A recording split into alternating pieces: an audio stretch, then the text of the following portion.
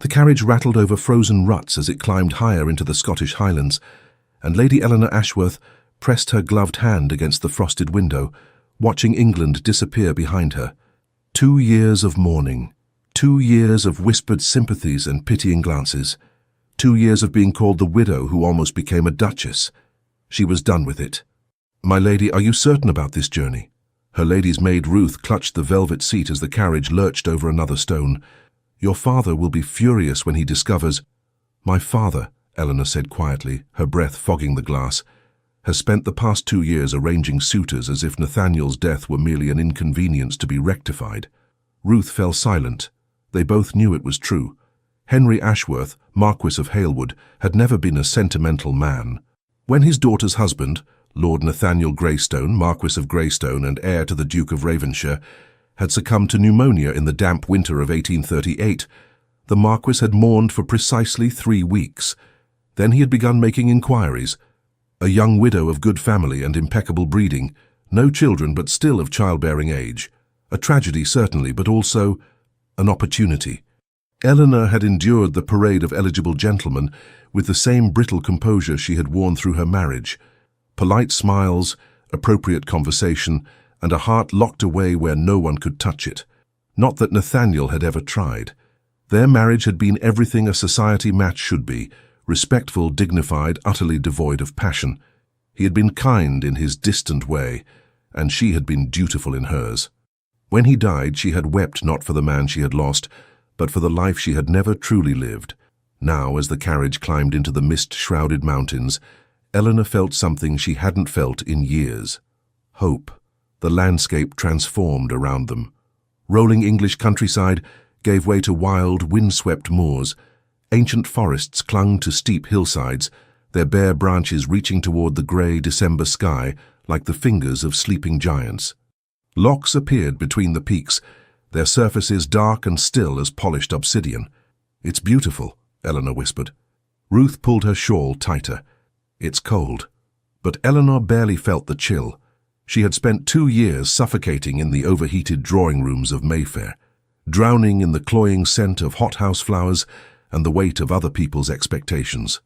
The sharp Highland wind that seeped through the carriage seams felt like salvation. They had been travelling for 4 days, 4 days since Eleanor had left a note on her father's desk and slipped away before dawn. 4 days since she had turned her back on Berkeley Square and pointed herself north toward the one place her father's influence couldn't reach, the Scottish Highlands, specifically the estate of an old friend of her late mother, Lady Margaret Sinclair, who had married a Scottish laird and settled in the remote village of Glenbrae. Eleanor had been 11 the last time she'd seen Lady Margaret, but she remembered a warm laugh and kind eyes, and a woman who had spoken of the Highlands as if they were a kind of magic. "In Scotland, my dear Eleanor," Lady Margaret had told her once, "a woman can breathe." Eleanor desperately needed to breathe. The sun was setting when they finally reached the village, a collection of stone cottages clustered in a valley between towering peaks. Smoke rose from chimneys, and sheep dotted the hillsides like patches of snow. It was small, isolated, and utterly unlike anything Eleanor had ever known. "Glenbrae," the driver called down. "Lady Sinclair's house is just ahead, my lady." The cottage, though cottage seemed too humble a word for the gracious stone manor, sat on a rise overlooking the valley. Warm light glowed in the windows, and as the carriage rolled to a stop, the door flew open. "Eleanor, my dear child." Lady Margaret Sinclair was older now, her dark hair threaded with silver, but her embrace was as warm as Eleanor remembered. "Lady Margaret," Eleanor said, her voice catching unexpectedly, "thank you for taking me in." "Nonsense." Margaret pulled back, studying her with sharp, kind eyes. "Your mother was my dearest friend. Her daughter is always welcome in my home." She glanced at the carriage, then back at Eleanor. "Though I suspect your father doesn't know you're here." "He will soon enough." Margaret's expression turned knowing. "Then we'll deal with that when the time comes. For now you're frozen half to death. Come inside. Ruth, see that the luggage is brought in. Cook has kept supper warm." The interior of the house was everything the London townhouse was not. Cosy, lived in, filled with mismatched furniture and the scent of peat fires and baking bread. Eleanor felt her shoulders relax for the first time in months. Over supper, hearty stew and fresh bread that bore no resemblance to the delicate courses served in Mayfair, Margaret asked no prying questions. She spoke instead of the village, of the rhythm of Highland life, of the long winter nights and the wild beauty of the landscape. "You'll need warmer clothes," she said, eyeing Eleanor's fashionable but impractical travelling dress. "London gowns won't do here. I'll have the dressmaker come tomorrow. I don't want to be any trouble." Eleanor." Margaret's voice was gentle but firm. "You came here to escape something. The least I can do is make sure you're warm while you do it." That night, lying in a bed piled high with quilts, Eleanor stared up at the ceiling and listened to the wind howling around the eaves. It was a lonely sound, wild and mournful, but somehow it didn't frighten her. In London, she had been surrounded by people and had never felt more alone. Here, in this remote corner of Scotland, she was finally, blessedly, by herself. Or so she thought. The next morning dawned cold and bright, the sun turning the frost-covered landscape to diamonds.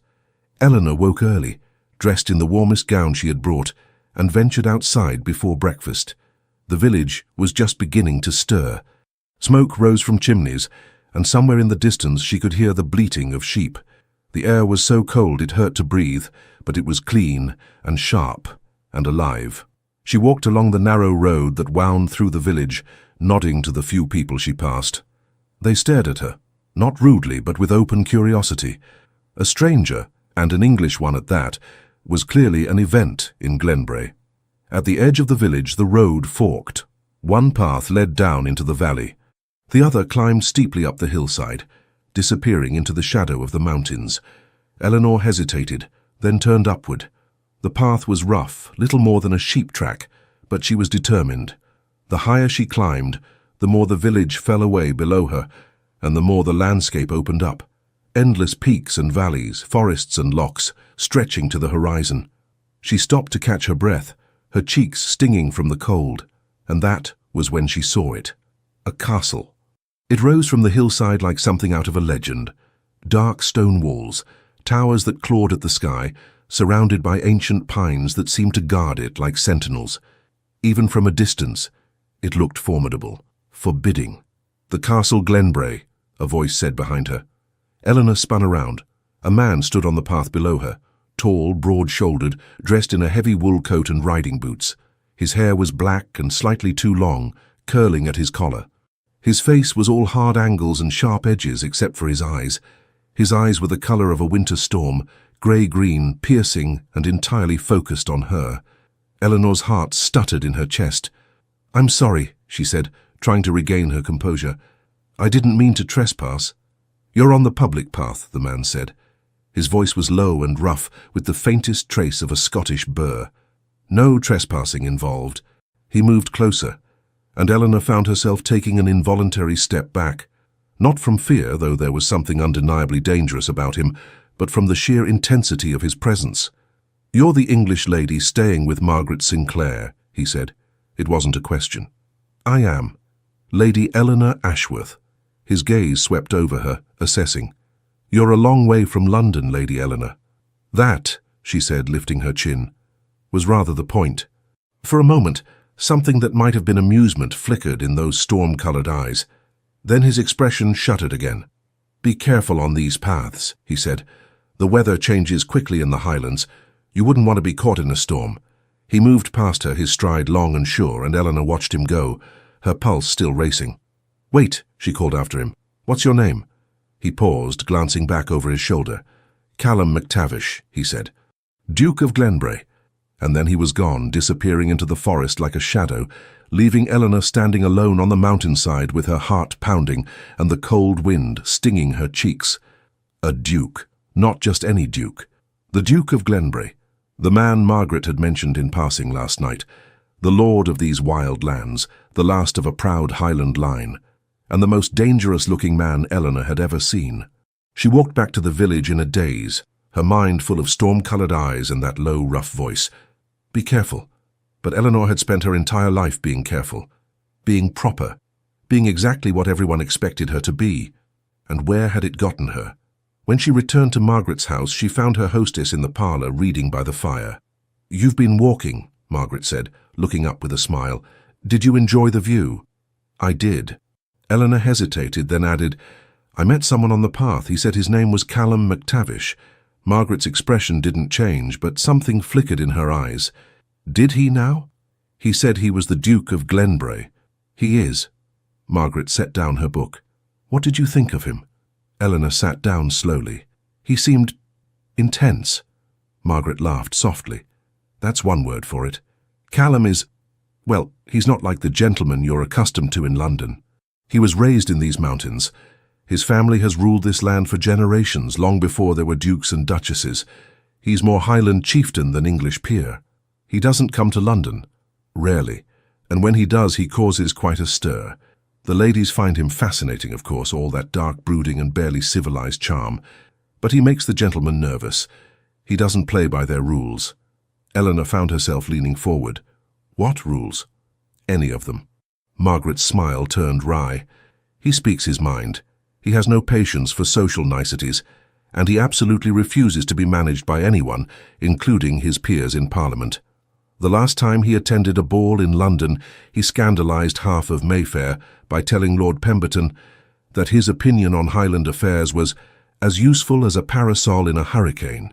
Despite herself, Eleanor laughed. "I can see why that would cause a stir." "The man has no filter," Margaret said fondly. "But there's not a dishonest bone in his body. What you see is what you get with Callum McTavish. No games, no pretense." She paused, studying Eleanor. "Which is why most of London society doesn't know what to make of him." Eleanor looked out the window toward the castle on the hill. "He told me to be careful, that the weather changes quickly here. He was right about that. Highland storms can be deadly if you're not prepared." Margaret's expression softened. "But I suspect he wasn't just talking about the weather." "What do you mean?" "Callum McTavish is not a man to be trifled with, Eleanor. He's loyal to his people, fierce in his protections, and he has a darkness in him that most people never see. His father died when he was young. His mother followed a few years later. He's been alone in that castle for more than a decade, with nothing but the ghosts of his ancestors and the weight of his responsibilities." Eleanor felt a strange tightening in her chest. "He sounds lonely." "He is," Margaret said quietly. "Though he'd never admit it. He's convinced himself that solitude is strength, that keeping everyone at a distance is the same as being strong." She met Eleanor's eyes. "I suspect you understand something about that." Eleanor looked away, her throat tight. She did understand. She understood it all too well.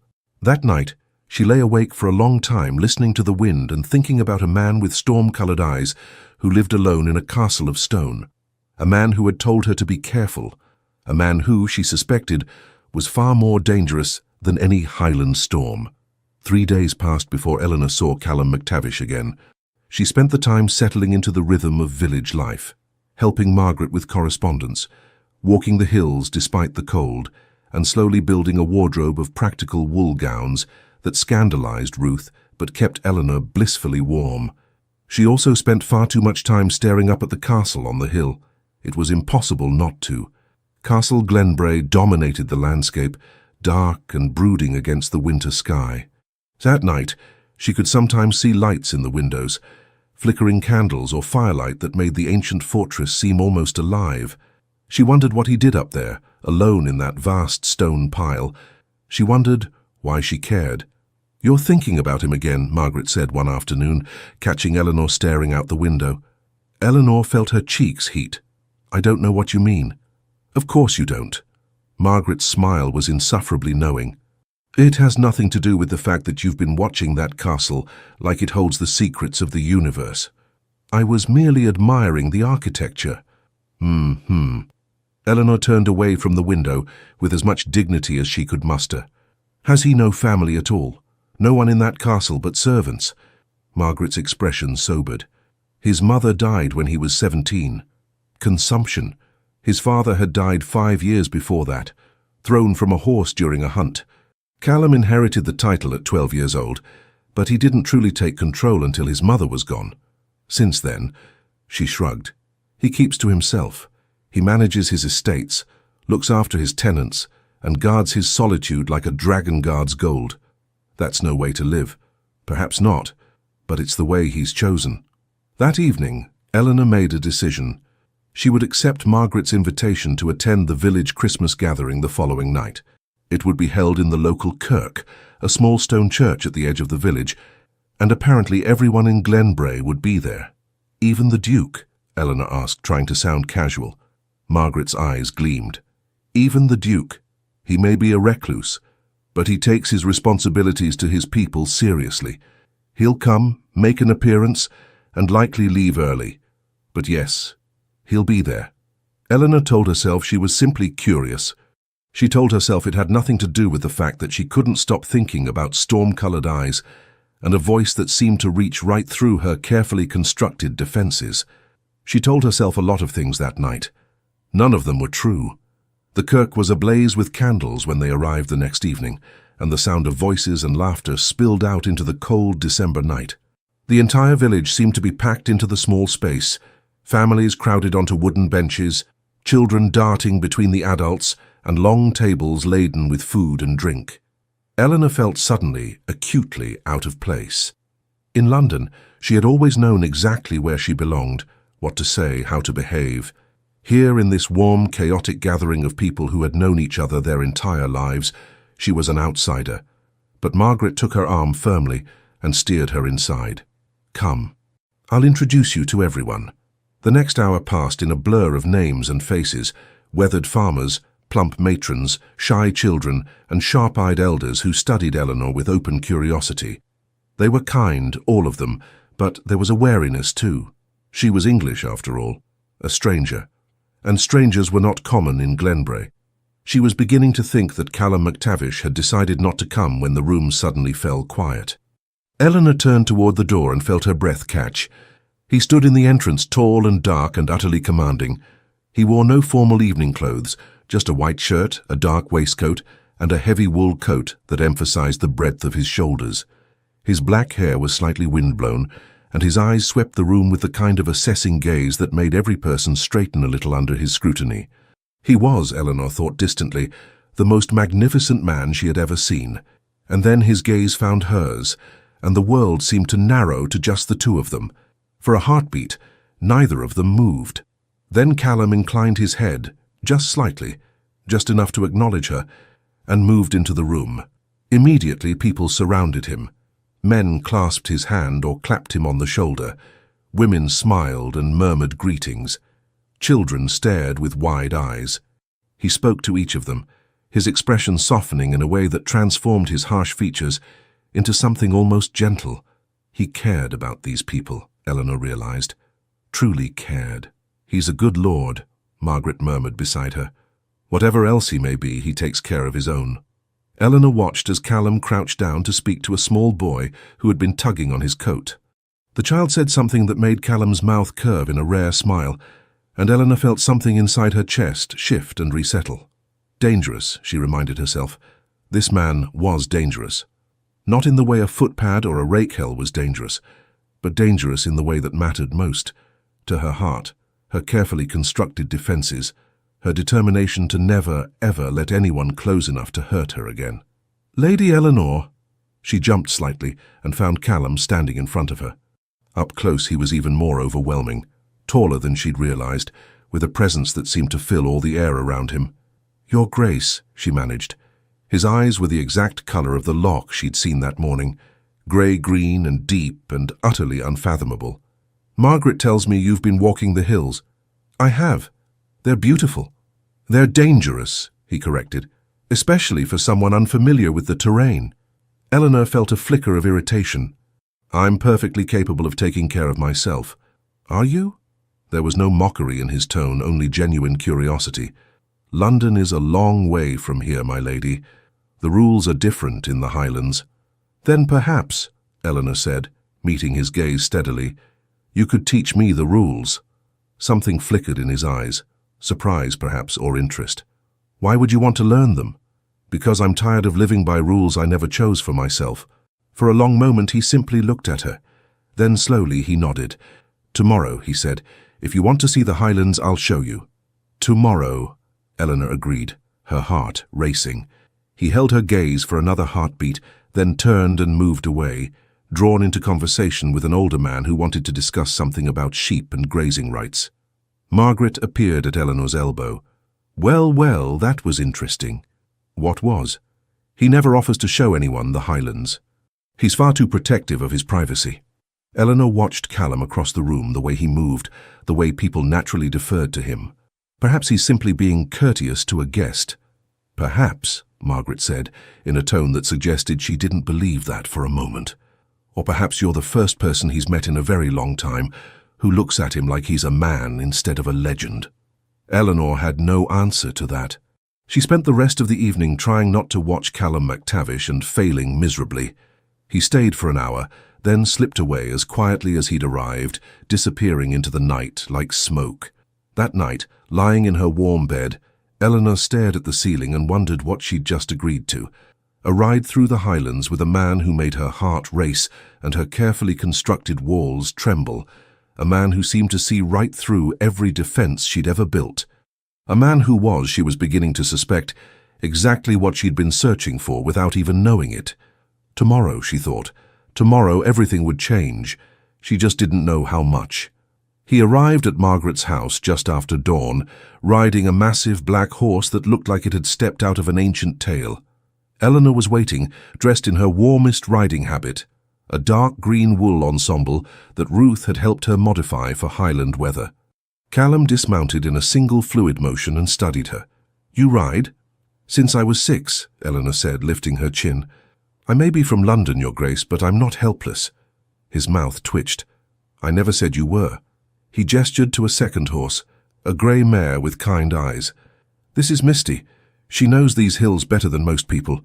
She'll keep you safe." Eleanor approached the mare, letting her sniff her hand before stroking her velvet nose. "Hello, beautiful." When she turned back, she found Callum watching her with an expression she couldn't quite read. "What?" she asked. "Nothing." He moved to help her mount, his hands strong and sure as he lifted her into the saddle. For just a moment, she was acutely aware of how close he was, of the warmth radiating from him despite the cold morning air. Then he stepped back and swung onto his own horse. "Stay close. The paths are treacherous this time of year." They rode out of the village as the sun was just beginning to paint the eastern sky with gold and pink. The world was achingly quiet, just the sound of hoofbeats and their own breathing and the occasional cry of a bird. Callum led her up into the hills, following paths that seemed invisible to Eleanor's eyes, but were clearly as familiar to him as the lines of his own hand. They climbed higher and higher, until the village was just a scatter of stones far below, and the mountains rose around them like sleeping gods. "There," Callum said, pointing. Eleanor followed his gesture and gasped. They stood on a ridge overlooking a vast valley. A loch stretched out below them, its surface like hammered silver in the morning light. Beyond it, mountains climbed toward the sky, their peaks dusted with snow. Forests blanketed the lower slopes, and here and there she could see the ruins of ancient structures, stone circles and crumbling towers that spoke of a history far older than anything in England. "It's incredible," she breathed. "It's home," Callum said simply. They dismounted and Callum led her to a flat rock where they could sit and look out over the landscape. He'd brought a flask of something warm, whiskey and honey, he told her, and they passed it back and forth as the sun climbed higher. "How long have your family held these lands?" Eleanor asked. "Longer than anyone can remember. Before there were dukes and marquises, there were clan chiefs. My ancestor was chieftain of Clan McTavish when the Romans were still trying to conquer the south. We've been here ever since." "That's remarkable," he shrugged. "It's a responsibility. Every man who has held this land has had to decide what he was willing to sacrifice to protect it. My father died because he refused to sell timber rights to an English lord who wanted to strip the forests bare. My mother died because she poured everything she had into keeping the estate solvent after my father was gone." His jaw tightened. "I will not let their sacrifices be in vain." Eleanor heard the steel beneath his words and understood suddenly why he seemed so isolated. He wasn't just guarding his solitude, he was guarding his entire world. "Is that why you stay here?" she asked quietly. "Why you don't go to London?" "London has nothing I want," he said flatly. "Endless parties where people say things they don't mean, alliances built on lies and convenience, men who've never worked a day in their lives making decisions about lands they've never seen." He looked at her, his eyes fierce. "I have no use for that world. Not everyone in London is like that, aren't they? He held her gaze. Tell me, Lady Eleanor, when you were in London, how many people truly saw you? Not your title, not your position, not what you could do for them, but you. Eleanor's throat tightened. None of them. Exactly. He looked back out over the valley. Here, people are what they are. A shepherd is a shepherd. A blacksmith is a blacksmith. And a man's worth is measured by what he does, not what he was born into. Then what does that make you? Eleanor asked. You were born a duke. I was born a boy, Callum corrected. The dukedom came later. But before that, I learned to track deer with my father. I learned to read the weather from the old shepherds. I learned which plants could heal and which could kill from the village wise woman. The title is just a word. What matters is the land and the people who depend on it. Eleanor studied his profile, the hard line of his jaw, the way the wind caught his dark hair, the intensity in his eyes as he looked out over his domain. You love it, she said softly. You love this place. With everything I have, he said simply. They sat in silence for a while, passing the flask back and forth, and Eleanor felt something inside her begin to shift. This man, this fierce, lonely, uncompromising man, was nothing like anyone she had ever known. He wasn't polished or polite or careful with his words. He didn't flatter or cajole or play games. He simply was, as solid and immovable as the mountains themselves. And she found herself drawn to him with a force that terrified her. Why did you leave London? Callum asked suddenly. Eleanor took a breath. Because I was suffocating. Because everyone kept telling me who I should be and what I should do, and I realized I had no idea who I actually was beneath all of that. She looked at him. I didn't love my husband. Not the way I should have.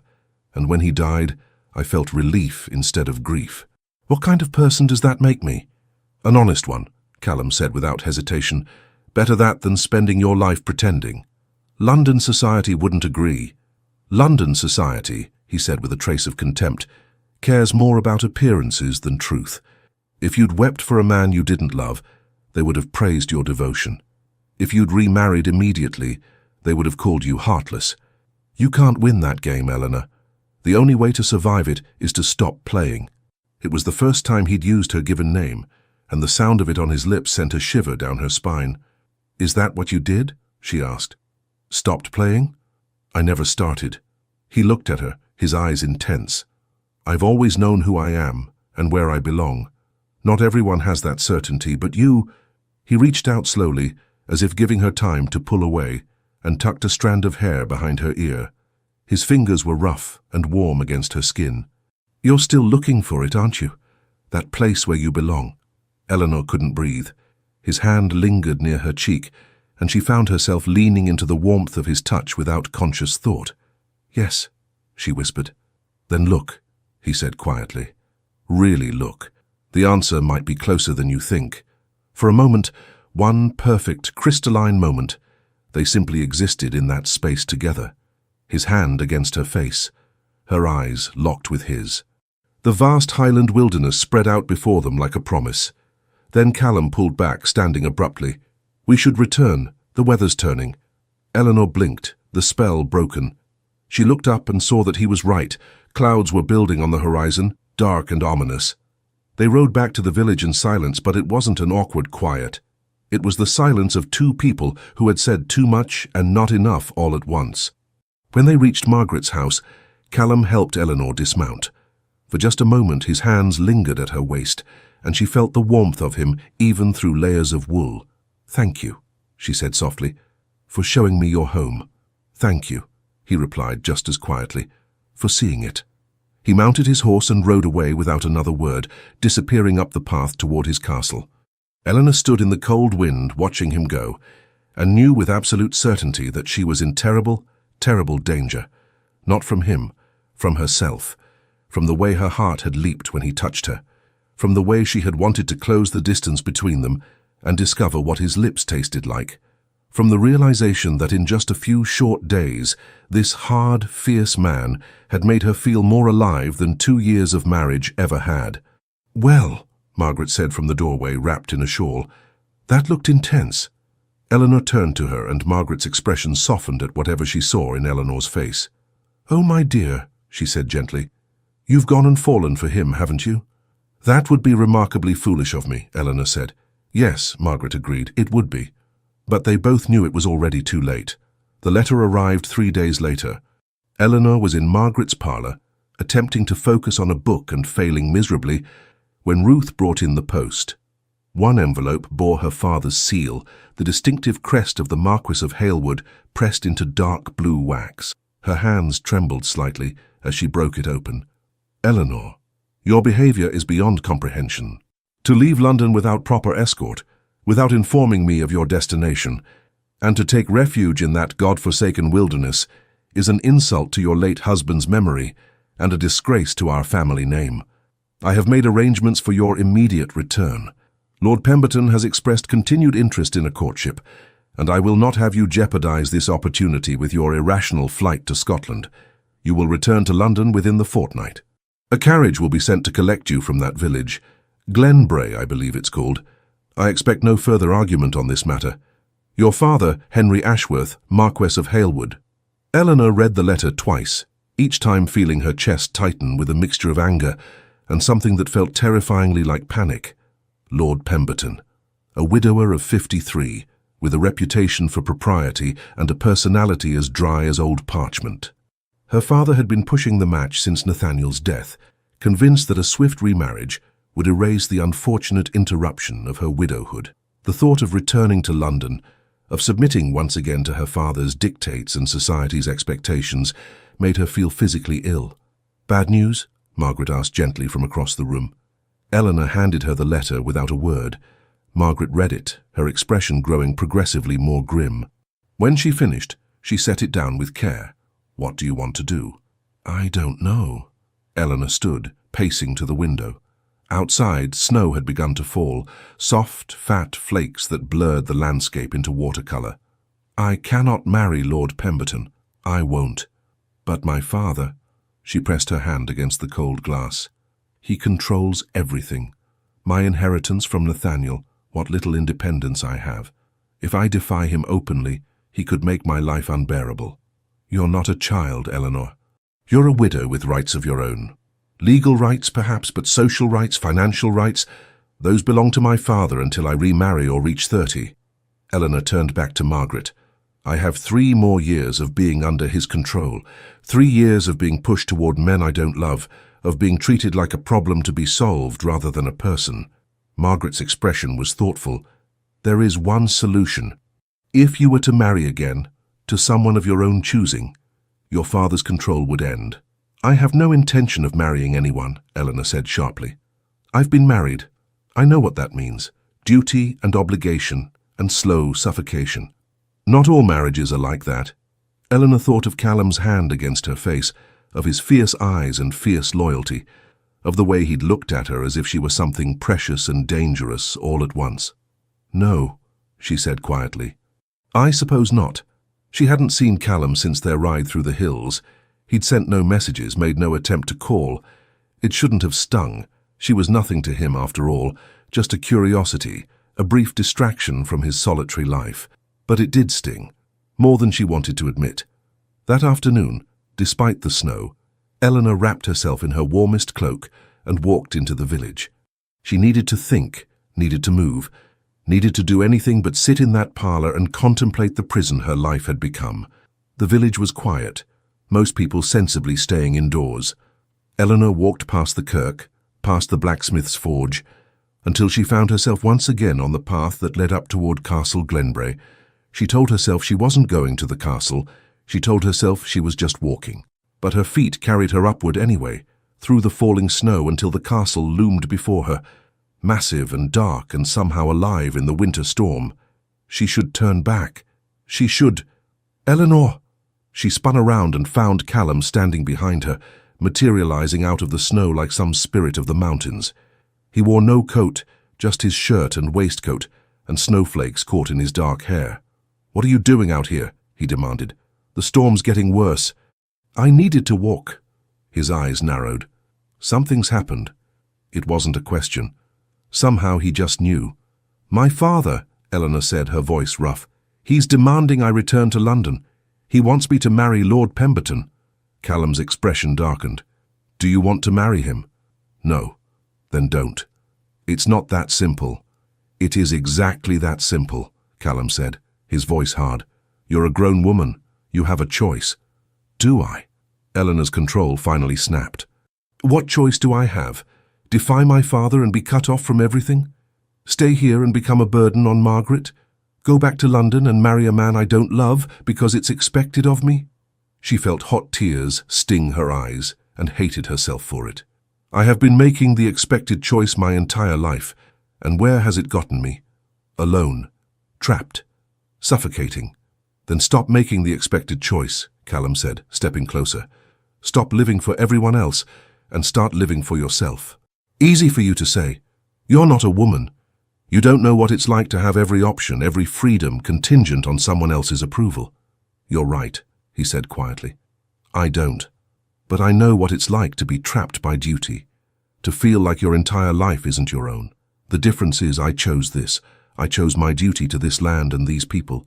You never got to choose anything. Eleanor looked away, blinking hard against the tears. The snow was falling faster now, the wind picking up. She could barely see the village below through the white curtain. Come inside, Callum said, his voice gentler now. You'll freeze out here. I should go back to Margaret's. You'll never make it in this storm, come. He held out his hand, and after a moment's hesitation, Eleanor took it. His hand was warm and rough and sure, and it felt like the only solid thing in a world that had suddenly become untethered. He led her through the massive doors of Castle Glenbrae, and Eleanor stepped into another world. The interior was nothing like the austere fortress she had imagined. Yes, the walls were stone and ancient, but they were softened by tapestries and rugs, by the warm glow of firelight and the scent of peat smoke and pine. The great hall was enormous, with a vaulted ceiling that disappeared into shadow, and a fireplace large enough to roast an ox. It's beautiful, Eleanor breathed. It's cold, Callum said dryly, but it's home. He guided her to a chair near the fire and disappeared for a moment, returning with a thick blanket that he draped around her shoulders. I'll have tea brought. You don't have to... I know. He crouched before her, his eyes searching her face. But I want to. A servant appeared, an older woman with kind eyes who clucked disapprovingly at Eleanor's damp cloak and hurried away, presumably to prepare tea. Callum settled into the chair across from Eleanor, the fire crackling between them. Tell me about him, he said. This Lord Pemberton your father wants you to marry. Eleanor pulled the blanket tighter. He's respectable, wealthy, appropriate, everything a match should be. That's not what I asked. Eleanor met his eyes. He's boring. He speaks in platitudes and cares more about his parliamentary committees than people. He's never asked me a single question about myself, only about my father's political alliances. She took a shaky breath. He would be kind, I suppose, not cruel, but there would be no passion, no connection, just two people living side by side until death parts us. Then why would your father push for it? Because it's advantageous. Because Lord Pemberton has influence in Parliament and connections my father wants. Because I am a commodity to be traded for the benefit of the Halewood name. The bitterness in her voice surprised even her. Callum was quiet for a long moment. When he spoke, his voice was low and dangerous. If I ever meet your father, it will take considerable restraint not to plant my fist in his face. Despite everything, Eleanor almost smiled. That would certainly cause a scandal. I'm well acquainted with scandal. He leaned forward, resting his elbows on his knees. Eleanor, look at me. She did. You don't have to go back, he said. You don't have to marry anyone you don't want to marry. You can stay here.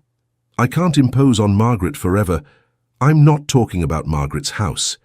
His eyes were intense, burning. Stay here, at Castle Glenbrae. Eleanor's heart stopped. What? Stay, he said again. As my guest, for as long as you like. Your father can rage all he wants, but he has no power here. This is my land, my rule, and I say you're welcome. People would talk. The scandal, let them talk. He reached out and took her hand, his touch sending electricity up her arm. I have never cared what people think of me. Why should I start now? Eleanor stared at their joined hands, her mind reeling. Why? Why would you do this for me? His thumb traced a gentle circle on her palm. Because when I look at you, I see someone fighting to breathe, and I will not, stand by and watch you be suffocated. The tea arrived, interrupting the moment. They sat in silence for a while, drinking the strong, sweet brew, and Eleanor tried to make sense of the chaos in her chest. Stay at Castle Glenbray. With Callum. It was madness. It was improper. It was social suicide. It was also the first thing that had felt right in years. Outside, the storm howled. The snow had become a blizzard, and even through the thick stone walls, Eleanor could hear the wind screaming. "You'll have to stay the night," Callum said, following her gaze. "It's too dangerous to return to the village in this." Eleanor knew she should protest, should insist she'd be fine, but she was tired of doing what she should. "All right," she said quietly. Something flickered in Callum's eyes. Relief, perhaps, or satisfaction. He stood. "I'll have a room prepared for you. There are guest chambers in the east wing." "Thank you." He paused at the door, looking back at her. "Eleanor, you deserve better than a life you didn't choose. You deserve better than a man who sees you as a convenience. You deserve—" He stopped, something raw and uncertain crossing his face. "You deserve everything." And then he was gone, leaving Eleanor alone with the fire and the storm and the wild hope blooming dangerously in her chest. The room Callum's housekeeper showed her to was magnificent. A large bedchamber with mullioned windows overlooking the valley, a four-poster bed piled high with furs and quilts, and another fireplace already blazing cheerfully.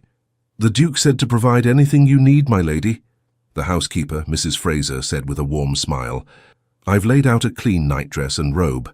Supper will be served in an hour in the small dining room. I don't want to be any trouble." "No trouble at all, my lady." Mrs. Fraser's eyes twinkled. "It's nice to have a guest in the castle. The Duke is far too solitary for his own good." After Mrs. Fraser left, Eleanor moved to the window. The storm had intensified. The world outside was nothing but swirling white. She couldn't even see the village anymore. She was trapped here, she realized, at least until the storm passed. Trapped in a castle with a man who made her heart race and her carefully constructed defenses crumble. A man who had just offered her sanctuary without asking for anything in return. A man who looked at her like she was something worth protecting.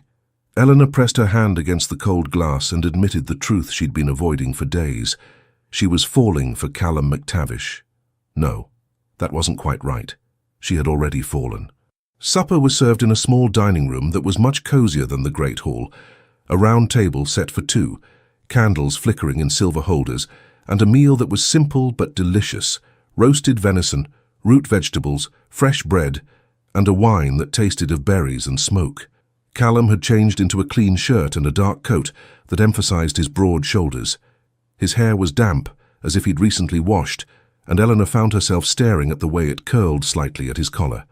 "Mrs. Fraser is an excellent cook," Eleanor said, trying to focus on something other than how attractive he was. "She'd be pleased to hear you say so." Callum refilled her wineglass. "She's been with my family since I was a boy. She mothers me relentlessly." "Someone should," Eleanor said without thinking, then flushed. "I'm sorry, I didn't mean—" "Don't apologize." He smiled, a real smile that transformed his face. "You're probably right. I've been alone up here too long." "Why?" Eleanor asked. "Margaret told me you rarely go to London, but surely you must have friends, peers you could visit." "I have acquaintances," Callum said carefully. "People I'm cordial with. But friends? People I trust?" He shook his head. "That's a much shorter list." "Why?" He considered the question, swirling his wine. "Because most people want something from me. An alliance, a favor, access to my lands or my influence. They see the title, not the man. And I learned early on that it's easier to keep everyone at a distance than to be disappointed when they prove they're only interested in what I can do for them." Eleanor's chest ached. "That's a lonely way to live." "It's a safe way to live," he countered. Then, meeting her eyes, "Or it was, until you." The air between them seemed to thicken, charged with something electric and dangerous. "What makes me different?" Eleanor whispered. "You don't want anything from me." Callum leaned forward slightly. "You're not trying to charm me or manipulate me or gain my favor.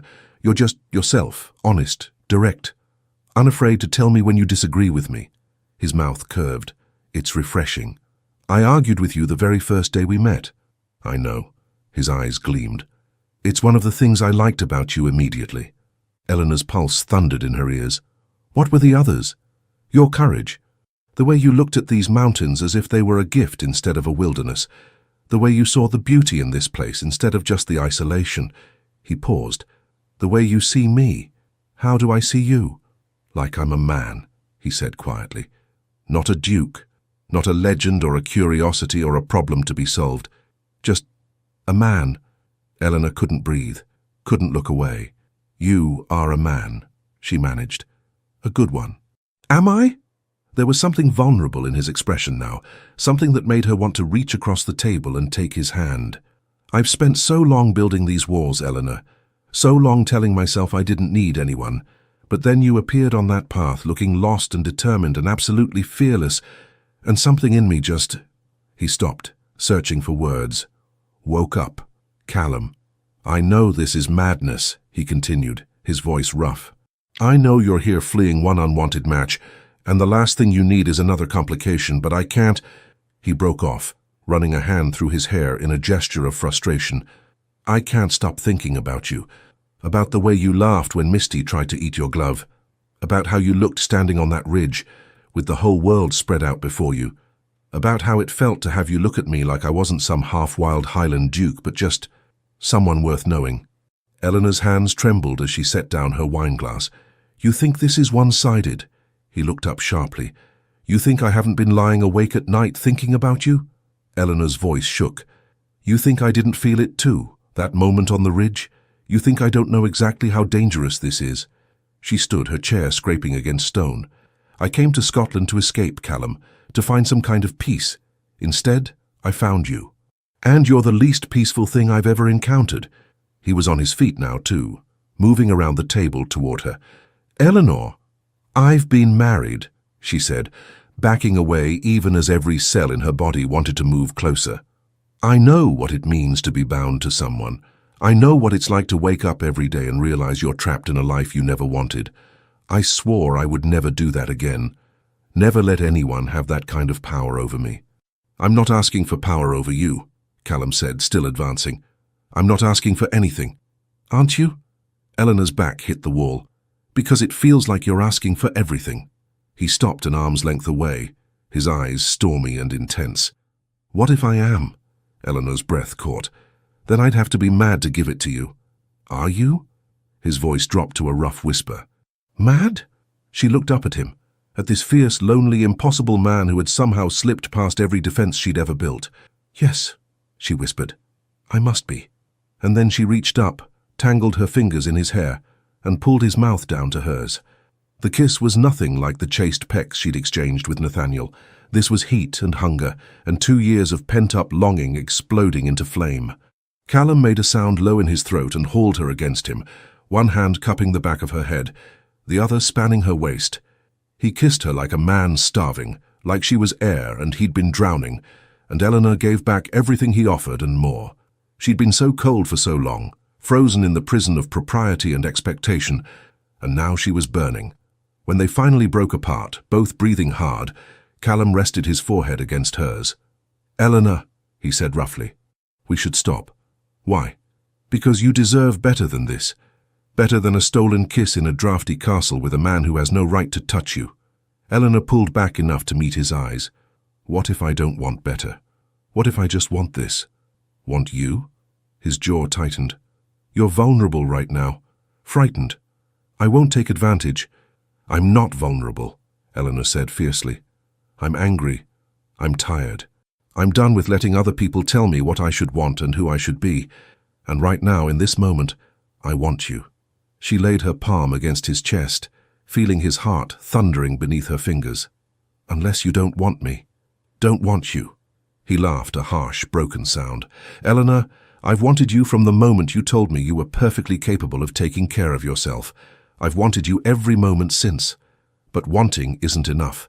I need to know you're certain. I need to know you won't wake up tomorrow and regret this. Eleanor thought about London, about her father's letter and Lord Pemberton's lukewarm courtship and the endless, suffocating weight of expectation. Then she thought about Callum's hand against her face on the ridge, about the way he looked at her like she mattered, about how alive she felt when she was with him. I'm certain, she said quietly. For the first time in my life, I'm absolutely certain. Something in Callum's eyes shifted, the last of his resistance crumbling. He kissed her again, slower this time, but no less intense, and Eleanor felt herself melting into him. "Stay," he murmured against her lips. "Not just tonight. Stay." "Yes," Eleanor breathed. "Yes." The storm howled outside, shaking the ancient stones of Castle Glenbrae, but inside, wrapped in Callum's arms, Eleanor had never felt safer, or more terrified, or more alive. Eleanor woke to pale winter sunlight streaming through the windows and the disorienting realization that she was not in her room at Margaret's house. She was in Castle Glenbrae, in Callum's castle, in his bed.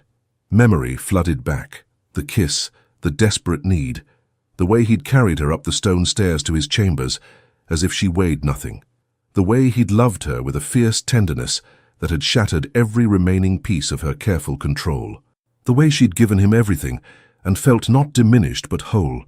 She turned her head and found him watching her, propped up on one elbow, his dark hair tousled and his expression unguarded in a way she'd never seen before. "Good morning," he said softly. Eleanor felt heat flood her cheeks. "Good morning. Regrets? Should I have them?" His mouth curved. "Most women in your position would." "I'm not most women."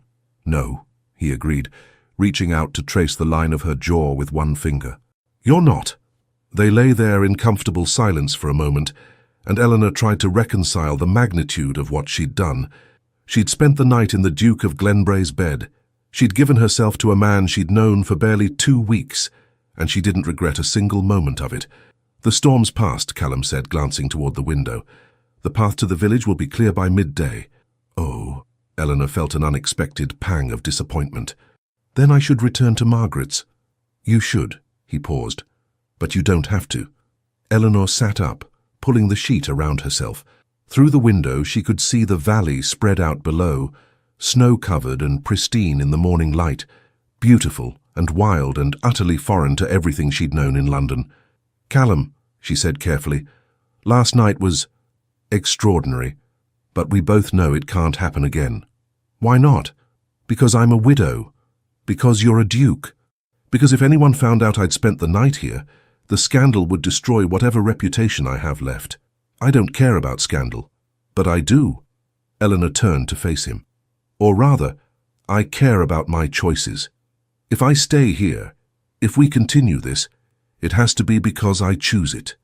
Not because I'm running from my father or rebelling against expectations. It has to be real." Callum sat up as well, his expression serious. "What are you saying?" "I'm saying I need time. I need to think about what I want, separate from what I'm running from." She reached out and took his hand.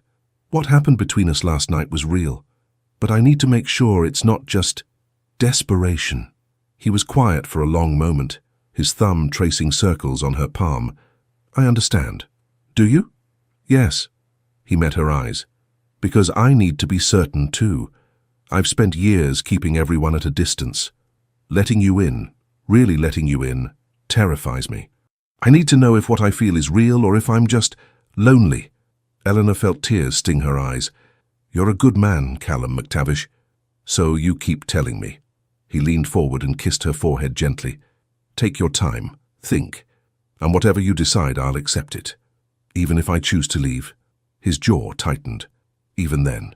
Mrs. Fraser had Eleanor's clothes cleaned and pressed by the time she came downstairs, and a horse was saddled and ready to take her back to the village. Callum insisted on escorting her himself, and they rode down the mountain path in comfortable silence. Margaret was waiting at her door, her expression hovering between relief and exasperation. "I thought you'd been buried in the snow," she said, pulling Eleanor into a hug. "When you didn't return last night?" "I sought shelter at the castle," Eleanor said. "The storm was too dangerous to attempt the path." Margaret's eyes slid to Callum, still mounted on his horse, and something knowing flickered in her expression. "Of course. Very sensible." "Lady Sinclair," Callum said with a nod. Then to Eleanor, "If you need anything, send word." "I will. Thank you, Your Grace." He held her gaze for a moment longer, then wheeled his horse and rode away. Margaret watched him go, then turned to Eleanor with raised eyebrows. "Well, that was interesting." "Margaret."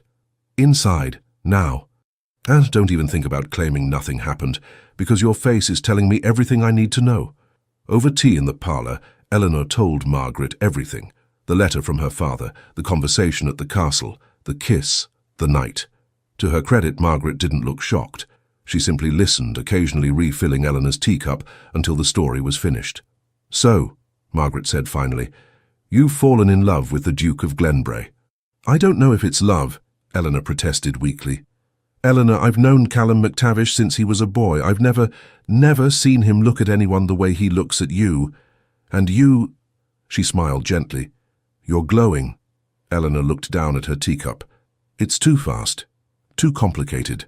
Love usually is. But I don't trust it. I married Nathaniel after a perfectly reasonable courtship, and that turned out to be a disaster. How can I trust feelings that developed in a matter of days?" "Because," Margaret said, "you married Nathaniel for all the wrong reasons. Duty, expectation, your father's approval. You didn't choose him. You accepted him. There's a difference." Eleanor felt tears threaten again. "I'm so tired of being afraid." "Then stop being afraid." Margaret reached across and took her hand. "Eleanor, you asked me why I left London and married a Scottish laird 30 years ago. Do you want to know the truth? Please. Because I was suffocating. Because my family had my entire life planned out, and none of it included what I actually wanted. So I ran. I came to Scotland, met a man who saw me for who I was instead of what I represented, and I chose him. It was scandalous. My family disowned me for a year, but it was the best decision I ever made." Her eyes were bright. "Don't let fear steal your chance at happiness, my dear. You've been given a rare gift. A man who sees you, who wants you, and who's brave enough to admit it. The question is, are you brave enough to accept it?" Eleanor thought about Callum's eyes as he'd watched her sleep, about the way he'd held her as if she was something precious, about the life stretching out before her, a choice between safety and risk, between what was expected and what she truly wanted. "I need to go back," she said suddenly. "To London." Margaret blinked. "What?" "I need to face my father, need to end this on my terms instead of running away." Eleanor stood, her decision crystallizing with sudden clarity. "If I'm going to choose Callum, and I think I am, I need to do it freely, not as an escape, but as a genuine choice. Your father will try to stop you. Let him try." Eleanor felt something fierce and bright unfurling in her chest. "I'm done being managed, done being a pawn in his political games. If he cuts me off, so be it. I'll find a way to survive. That's quite a risk." "I know." Eleanor smiled, and it felt like the first real smile she'd managed in years. "But I think I'm finally ready to take it." The letter she wrote to Callum that afternoon was brief. "I'm returning to London to end this properly, to face my father and make my own choice, free of coercion or fear. Wait for me, please. E." His response arrived the next morning, delivered by one of his men.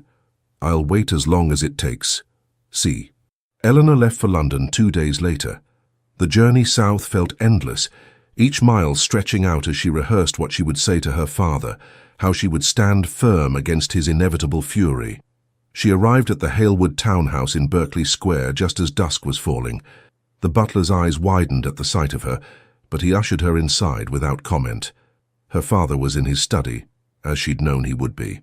Henry Ashworth, Marquess of Halewood, looked up from his correspondence with an expression of cold fury. "So, you've decided to grace us with your presence." "Father." Eleanor stepped into the room and closed the door behind her. "We need to speak." "Indeed we do.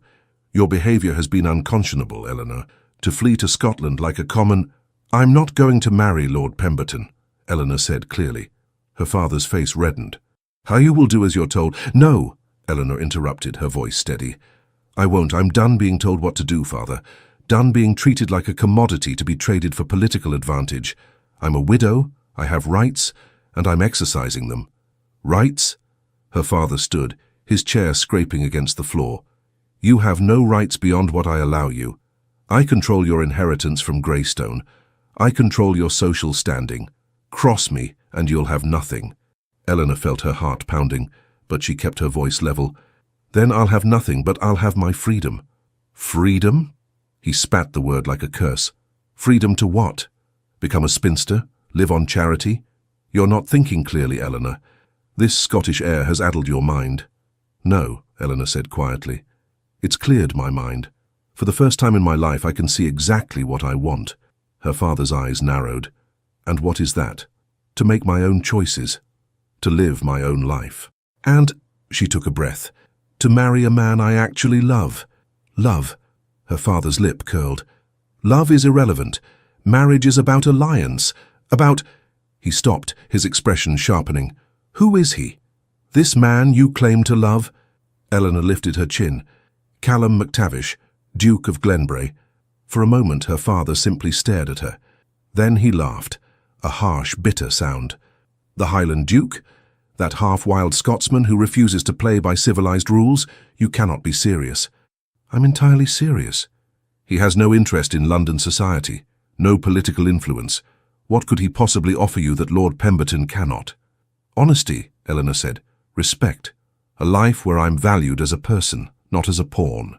She paused. Love. Her father shook his head. You're a fool. Pemberton would give you stability, security, a position in society. This Scotsman will give you nothing but isolation and regret. Then I'll live with isolation and regret on my own terms. Eleanor moved toward the door. I came here to tell you in person, Father. I'm returning to Scotland. I'm going to marry Callum if he'll have me. And there's nothing you can do to stop me. I'll cut you off, her father said coldly. Every penny of your inheritance, every connection, you'll be dead to this family. Eleanor felt tears sting her eyes, but she refused to let them fall. I know, and I'm choosing him anyway. She left the study, climbed the stairs to her old room and packed a single trunk with the things that mattered. Her mother's jewelry, a few beloved books, letters from friends who had shown her true kindness. The next morning, before her father could make good on his threats or attempt to physically restrain her, Eleanor left London. She left behind her father's house, her position in society, her carefully constructed life. And she pointed herself north toward the mountains and the man who had shown her what it meant to truly live. The journey back to Scotland felt twice as long as the journey south. Eleanor's nerves were stretched taut, worry gnawing at her. What if she'd been wrong? What if Callum had changed his mind? What if the connection they'd felt had been nothing but an illusion born of isolation and circumstance? By the time the carriage finally rolled into Glenbrae, Eleanor was exhausted and terrified in equal measure. Margaret met her at the door, her expression unreadable. Well, that was quick. Is he here? Eleanor asked. Callum, is he... At the castle, where he's been pacing like a caged wolf for the past week. Margaret smiled. Go, put the poor man out of his misery. Eleanor didn't wait for the carriage. She simply started walking, then running, up the mountain path toward Castle Glenbrae. The sun was setting, painting the sky in shades of gold and crimson, and the ancient fortress rose before her like something out of a dream. She was breathless and disheveled by the time she reached the main doors, and she didn't care. She burst through them and nearly collided with Callum himself. He caught her, his hands strong and sure on her arms, his eyes wide with shock. Eleanor, I told him no, she gasped. I told my father I wouldn't marry Pemberton. I told him I was choosing you. He cut me off, said I'd have nothing, but I don't care. I don't care about the money or the position or any of it. Callum kissed her. It was fierce and desperate and full of relief, and Eleanor melted into him, her hands fisting in his shirt. When they finally broke apart, he rested his forehead against hers. You chose me. I chose you, Eleanor confirmed, breathless. If you'll have me. I know I come with nothing now.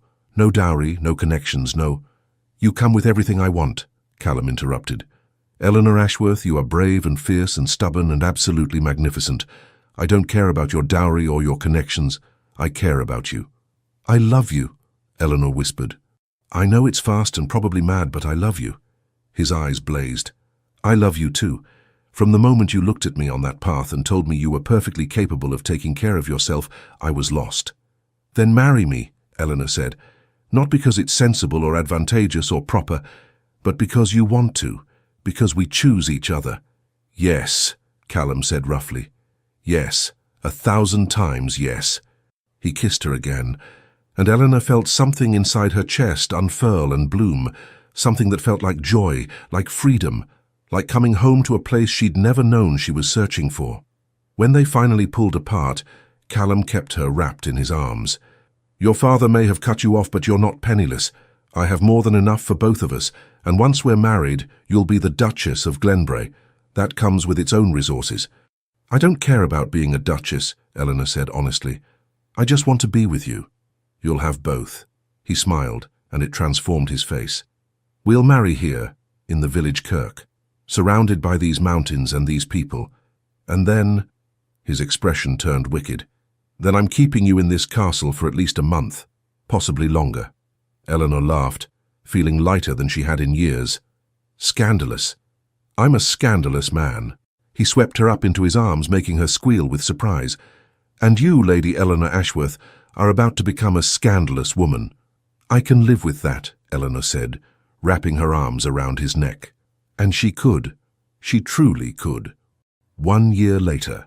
The winter sun streamed through the windows of Castle Glenbrae's nursery, and Eleanor MacTavish, Duchess of Glenbrae, stood by the cradle, watching her son sleep. He was 3 months old, with a cap of dark hair and his father's storm-coloured eyes. They'd named him James after Callum's father, and he was already showing signs of his father's stubborn temperament. "Is he down?" Callum asked, appearing in the doorway. Eleanor turned and smiled. "Finally, he's decided that sleep is for lesser mortals." Callum crossed the room and wrapped his arms around her from behind, resting his chin on her shoulder as they both gazed down at their sleeping son. "He's perfect," Callum murmured. "He's stubborn and contrary and absolutely exhausting," Eleanor corrected. "Just like his father. I take offense to that." But his voice was warm with laughter. They stood there in comfortable silence, and Eleanor thought about the year that had passed, about the small, beautiful wedding in Glenbrae's kirk, surrounded by villagers who had welcomed her as one of their own, about the slow, sweet process of learning to live with another person, not as an obligation, but as a choice renewed every single day, about the morning she'd realized she was pregnant, and the way Callum had stared at her in wonder before sweeping her into his arms and spinning her around until they both were dizzy and laughing. "Any regrets?" Callum asked quietly, as if reading her thoughts. Eleanor turned in his arms, reaching up to cup his face. "Not a single one. Not even about your father." Eleanor's expression sobered slightly. The Marquis of Halewood had indeed cut her off, as promised. She'd written him once after James was born, enclosing a miniature portrait of his grandson. He hadn't responded, but she'd made her peace with that. Some bridges were meant to burn. "Not even about him," she said firmly. "I have everything I need right here." Callum kissed her, soft and lingering. "I love you, Eleanor MacTavish." "I love you too, you impossible Highland Duke." From the cradle, James made a small sound, not quite crying, but a warning that he might start. Callum moved to pick him up, and Eleanor watched as her fierce, stubborn, wonderful husband cradled their son with infinite tenderness. This, she thought, this was what love looked like. Not the polite, distant arrangement she'd had with Nathaniel, not the oppressive control her father had called family duty. But this, two people choosing each other every day, building a life together in the wild beauty of the Scottish Highlands, raising their son to know both strength and gentleness. "What are you thinking?" Callum asked, noticing her expression. Eleanor smiled. "That I'm glad I took that walk up the mountain. That I'm glad I met a duke who told me to be careful." "And did you?" Callum asked, his eyes gleaming. "Did you take my advice and be careful?" "Not even a little bit," Eleanor said. "And thank heaven for that." James yawned, his tiny fist waving in the air, and both his parents laughed. Outside, the first snow of winter began to fall, blanketing the highlands in white.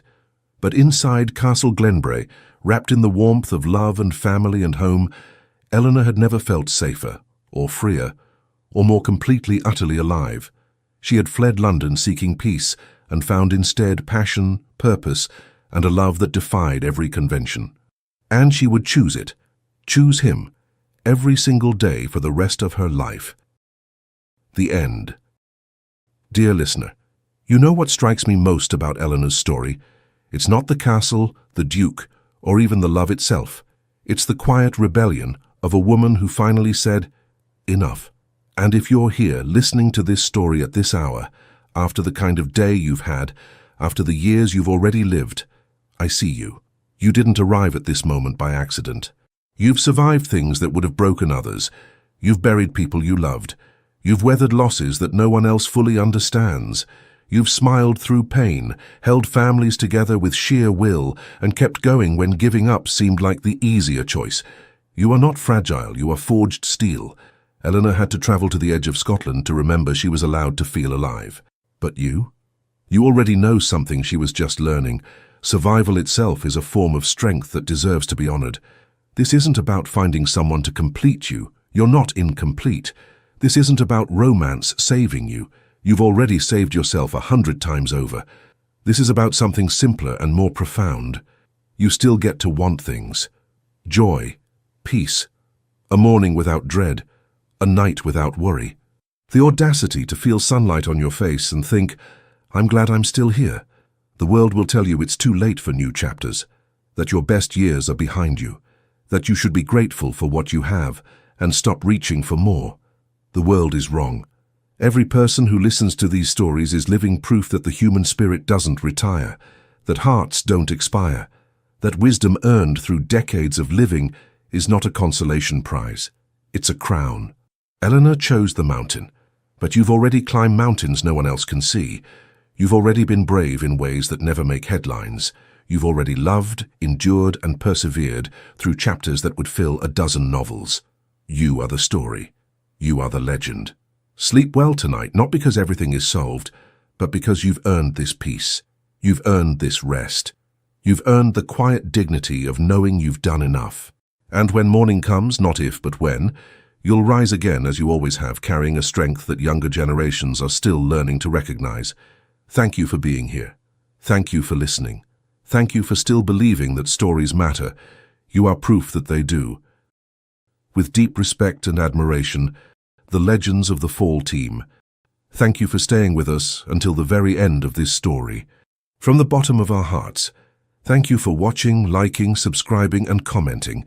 Your support gives us the strength and motivation to keep creating new stories filled with love, redemption, and those unexpected twists that make life so beautiful.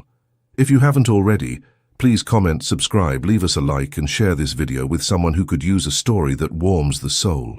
And remember, at the end of this video, you'll see a suggestion for another story from our channel. Click it and let yourself be swept away by more emotional, heartfelt romance. Thank you for being here. The Legends of the Fall Team.